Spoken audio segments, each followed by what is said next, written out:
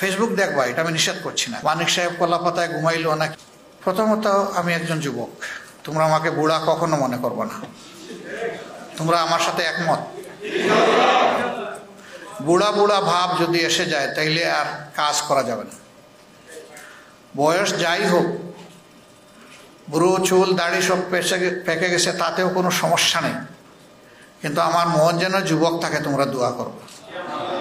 2 নম্বর হলো, আমার নিরাপত্তা নিয়ে তোমরা চিন্তিত হবে না, তবে আল্লাহর কাছে দোয়া করবা। কারণ আমরা সকলেই আল্লাহর কাছে আমাদেরকে সাপোর্ট করে দিয়েছি। মহান রবের চাইতে বড় কোনো হেফাজতকারী নাই, আসমানের নিচেও নাই, জমিনের উপরেও নেই। এর বাইরে তো আর থাকার কোনো প্রশ্নই উঠে না।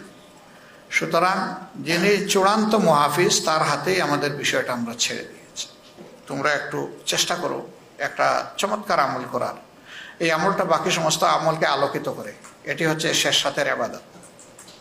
এই ইবাদতটা যারা করতে পারে, বাকি ইবাদতগুলো আল্লাহ তাআলা তাদের জন্য সহজ করে দেন।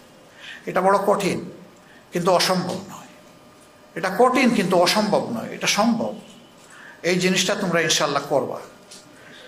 ফেসবুক পড়ে না থেকে ফেসবুক দেখবা, এটা আমি নিষেধ করছি না। কারণ সোশ্যাল মিডিয়া এখন অনেক শক্তিশালী ব্যাপার। এখানে দেখতে হবে তোমার পক্ষে কি বিপক্ষে কি।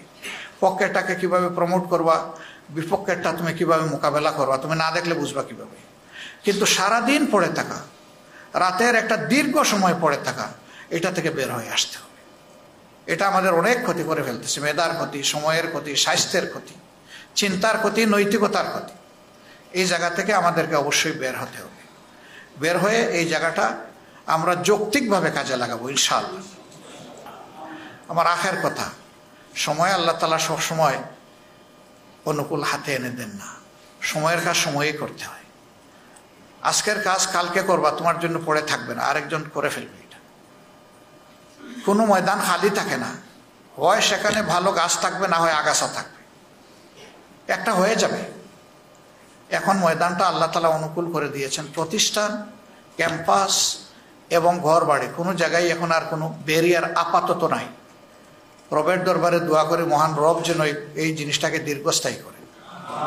দীর্ঘদিন আমরা বঞ্চিত ছিলাম।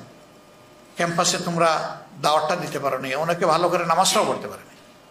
সেই রকম একটা ভীতির সংস্কৃতি সেখানে চালু করে রাখা হয়েছে।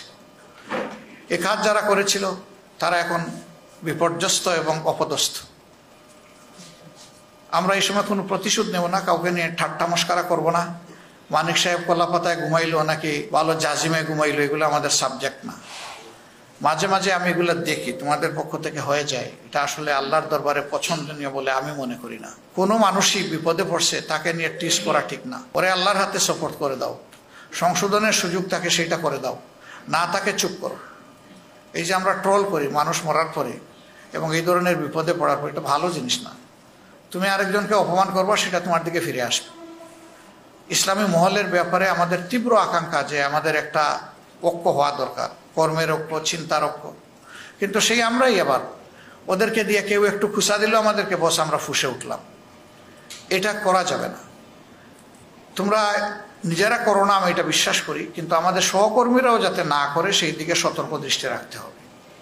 আমাদের কিছু ওলামায়ে কেরামও আছেন যারা মাঝে মধ্যে এগুলাতে জড়ায় পড়েন, কিন্তু এটা ফিতরতান কিছু ব্যাপার আছে। মানুষের ফিতরত সহজে পরিবর্তন হয় না।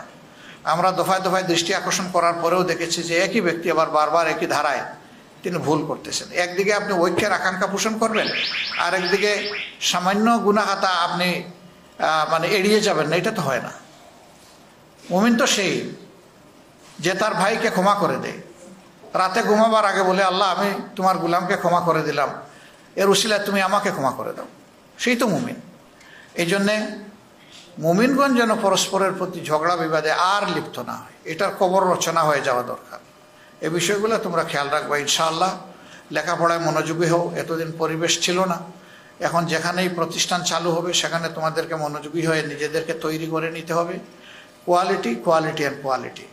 এই quality both materialistic and spiritual, এই দুই দিকের কোনোটাই কম্প্রোমাইজ করা যাবে না। দুইটা সমান তাহলে আমাদেরকে অ্যাচিভ করতে হবে। আল্লাহ আমাদেরকে তৌফিক দান করুন।